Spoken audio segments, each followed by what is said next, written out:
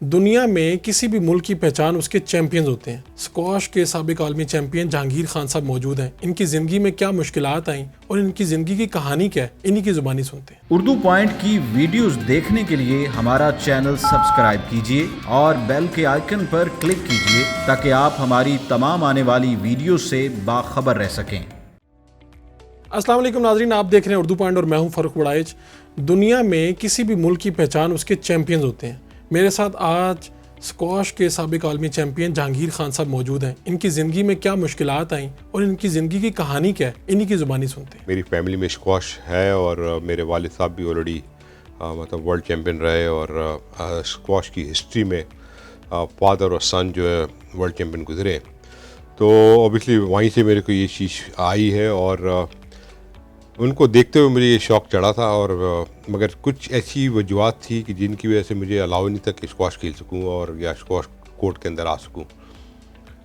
پیدائشی مجھے سننے کا مطلب بولنے کا تھا، مطلب پرابلم اس لیے تھا کہ بیکاز میں سن نہیں سکتا تھا، اور میں نے جو بولنا شروع کیا ہے وہ 8 سال کی عمر میں شروع کیا ہے۔ تو یہ چیزیں، اور پھر میرے 2 آپریشن ہوئے ہیں ہرنیہ کے، اور ہرنیہ میں یہ کہتے ہیں کہ وہ ساری عمر جو ہے فزیکلی ہارڈ ورک نہیں کر سکتا جس شخص کو یہ ہو۔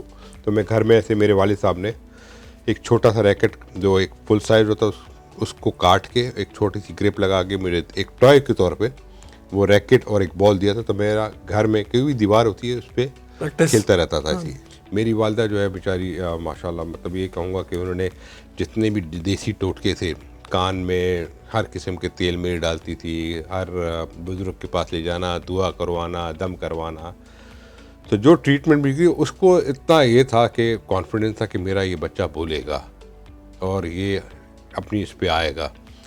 تو وہ ایک کانفیڈنس جس طرح تھا والدہ کا اس وسع نمیز، اور 8 سال کی عمر میں آ کے جب میں نے سننا شروع کیا تو ظاہری بات ہے میں نے پھر بولنا بھی سیکھا، اور وہ پھر اس کے بعد وہ 12 سال تک جو میری چیزیں گزری ہیں، پھر آئی نیور لک بیک۔ دنیا کے سب سے کم عمر اسکواش کے چیمپئن بنے اور آج تک وہ ریکارڈ برقرار ہے۔ کتنی محنت کرتے تھے آپ؟ دیکھیں، میری اپنی جو ایک محنت کی روٹین تھی وہ تقریباً روزانہ میں 8 گھنٹے کورٹ کے اندر، آف دا کورٹ، جیسے گراؤنڈ میں جا کے رننگ وغیرہ، جم وغیرہ، یہ ساری ملا کے روزانہ کا اسکیڈول میرا 8 گھنٹے کا ہوتا تھا، جس میں صبح 5 بجے شروع ہوتا تھا۔ لانگ ڈسٹینس رننگ ہے، اس میں 10 میل میں رننگ کرتا تھا، پھر اس کے ساتھ جو ایکسرسائز وغیرہ ہوتی تھی وہ کرتا تھا۔ 4 سے 5 گھنٹے جو ہے میں اسکواش کورٹ میں گزارتا تھا، پریکٹس میچز کا ٹرینر کے ساتھ اپنی جو ایک ٹریننگ ہوتی ہے وہ کرتا تھا، پھر جم کرتا تھا اور سوئمنگ کرتا تھا۔ اس طرح کی روٹین میری 6 دن رہتی تھی، اور 7ویں دن میں ریسٹ کرتا۔ تو یہ میری ینگ عمر تھی، مطلب 14 سال کی جو عمر میں جب میں نے انڈر 19 کا چیمپئن بنا پاکستان میں، تو پھر اس کے بعد سے جب میرا انگلینڈ کا پہلی 2 ٹرپ لگا جس میں ورلڈ جونیئر چیمپئن شپ کھیلنے گیا، تو وہ سمجھتا ہوں کہ میرے لیے ایک ٹرننگ پوائنٹ بھی تھا، اور وہ ایک ویژن میرے لیے کھلا کہ پروفیشنل پلیئرس کو دیکھا، اور جو ایک اسکواش کا ہب ہے اس میں ساری یہ فیسلٹیز وغیرہ دیکھ کے تو مجھے کافی چیزیں انسپائر ہوئی، تو میرا بھی یہی کرنا ہوا کہ میں بھی اس لیول پہ کھیلوں۔ اور جب آپ کی ایک ڈیڈیکیشن اس طرح کی ہوتی ہے اور آپ کا ایک ویژن ہوتا ہے کہ میں نے اس لیول پہ پہنچنا ہے، تو الحمدللہ میں نے عمر کو نہیں دیکھا، میں اپنے کام کو دیکھتا تھا، اور جو جتنی بھی میری طاقت تھی یا جتنا بھی میرے اندر ایک پیشن تھا اس کو میں پورا کرتا تھا۔ مسلسل 555 میچز میں جی فتوحات رہیں، آپ تو ناقابل شکست ہو گئے تھے، کیا ایسا جادو تھا؟ دیکھیں، کوئی جادو نہیں تھا، ہمیشہ کوشش میری یہ رہتی تھی کہ جو میں ٹریننگ کرتا تھا اس کو ٹرن انٹو میچز میں کروں، اور جس طرح پرفارمنس ہونی چاہیے کوشش میری ہوتی تھی کہ جو بھی میچ کھیلتا تھا میں اس کو فائنل میچ کی طرح کھیلتا تھا، چاہے وہ پہلا دن کا ہے ٹورنامنٹ کا یا آخری دن کا ہے۔ میری ہمیشہ کوشش رہتی کہ بہتر پرفارمنس کروں۔ ہار جیت کو میں نے کبھی ترجیح نہیں دی تھی، ایز لانگ کہ آپ کی اپنی خود سیٹسفیکشن ہونی چاہیے، کہ جب آپ کورٹ میں اترتے ہیں اور آپ یہ سمجھتے ہیں کہ جتنی میں نے ٹریننگ کی ہے اس کو میں نے میچ میں اتارا ہے، اور آپ اس پہ سیٹسفائی ہوتے ہیں، تو اوبیسلی اس کا رزلٹ آپ کے سامنے آتا ہے۔ اور یہ مجھے پتہ تھا کہ میں دنیا میں جب بھی کہیں کھیل رہا ہوتا تھا میچز، پریشر ضرور ہوتا تھا، مگر یہ کہ اپنی ٹریننگ پہ مجھے کافی بھروسہ تھا اور ایک ڈسپلن لائف تھی، تو وہ یہ چیزیں جو ہے آپ کو پے بیک کرتی تھی۔ اور میں نے کوئی ٹارگیٹ نہیں سوچا تھا کہ میں نے اس طرح ٹارگیٹ بنانا ہے، مگر میرا ہر روز جب بھی میچ ہوتا تو وہ فائنل میچ کی طرح ہوتا تھا۔ تو وہ کرتے کرتے الحمدللہ 5 سال 8 مہینے میں نے گزارے، اور آئی واز انبیٹن فور 555 میچز۔ تو وہ تو اس وقت پتہ چلا کہ جب میں جس دن ہارا، اور اس کے بعد بھی الحمدللہ میں نے 9 مہینے انبیٹن رہا. تو یہ کہہ سکتے ہیں کہ مور دین 600+ میچز میں آئی لاس اونلی 1 میچ ان دیٹ. اتنا شاندار کریئر رہا، کوئی ایسا واقعہ جو ناقابل فراموش ہو آپ کو آج تک؟ دیکھیں، سب سے بڑی جو ایک خواہش ہوتی ہے کہ آپ کا ڈریم تھا کہ میں ورلڈ چیمپئن بنوں، اور ریکارڈز وغیرہ جو بن سکتے ہیں یا جو میں نے نہیں سوچا تھا، الحمدللہ اس سے کئی زیادہ اللہ تعالیٰ نے دیا. اور یہ چیزیں جو ہے میں آج جب پلٹ کے دیکھتا ہوں تو مجھے اس وقت تو شاید اس کا اندازہ نہیں ہوتا ہوگا کہ کیا اس کی ویلیو ہے، مگر آج جب دیکھتے ہیں کہ پاکستان کے کوئی بھی پلیئر نہیں آ رہا ہے یا کوئی بھی اس لیول پہ نہیں پہنچ رہا، تو پھر یہ ایک اپریسیشن جو پبلک سے ملتی ہے، یا جو اس چیز کو صحیح معنی میں اپریشیٹ کرتا ہے کہ جو چیز اس وقت بنی ہے، آج اس کو 30 سال ہو گئے، 35 سال ہو گئے، اور وہ آج بھی ماشاءاللہ ریکارڈ قائم ہے. تو یہ ایک میں سمجھتا کہ میں اپنے کوئی تعریف نہیں کر رہا، مگر یہ کہ جو چیز نہیں سوچی تھی اللہ تعالیٰ نے اسے بڑھ کے چل دیا. پوری دنیا میں آپ گھومے ہیں، کوئی ایسا واقعہ، کوئی ایسی چیز آپ نے دیکھی جہاں پر دل دکھی ہوا ہو کہ یہ پاکستان کے ساتھ یہ کیا ہو رہا ہے؟ دیکھیں،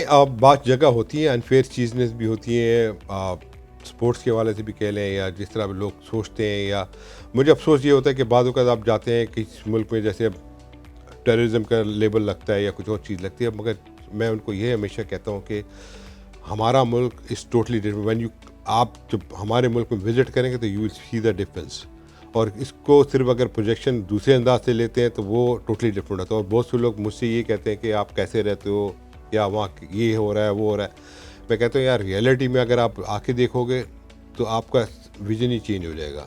تو یہ چیزیں جب میں اس چیز کو کوئی غلط لیبل لگاتا ہے تو مجھے افسوس ہوتا ہے، مگر وہ ہمارا اس طرح کا ملک ہے نہیں جس طرح وہ سمجھتے ہیں. تو اتنی کامیابی مل جائے تو اس کے بعد تو باہر کے ملک آفر کرتے ہیں کہ ہمیشہ کے لیے ہمارے پاس آ جائیں. کتنی آفرز ہیں؟ بہت جگہ سے ہے. میں تو دیکھیں، میرا یوتھ ٹائم جو ہے انگلینڈ میں گزرا ہے، اور میں نے پورا اپنا کھیلنے کا کیریئر جو ہے انگلینڈ میں گزارا ہے، اور مجھے بڑی آفرز تھی وہاں سے اکیڈمیز کے لیے بھی، even to play for them.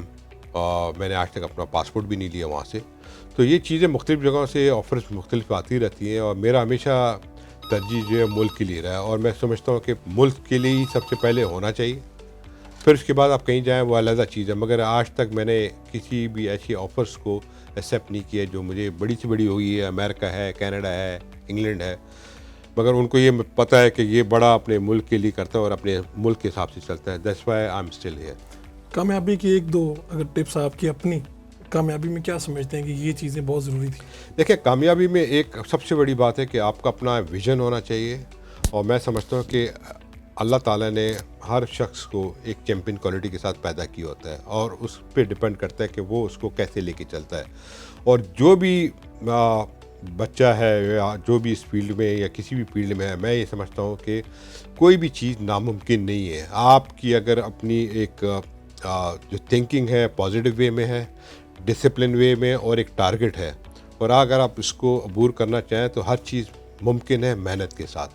کوئی شارٹ کٹ نہیں ہونا چاہیے. اور جب آپ اس کی کمٹمنٹ اسی طرح دیں گے تو اس کا رزلٹ بھی اسی طرح ملتا ہے. یہ نہیں ہوتا کہ آپ اگر 10% لگا رہے ہو ایکسپیکٹنگ کہ 100% ملے، یہ کہیں بھی نہیں ہوتا.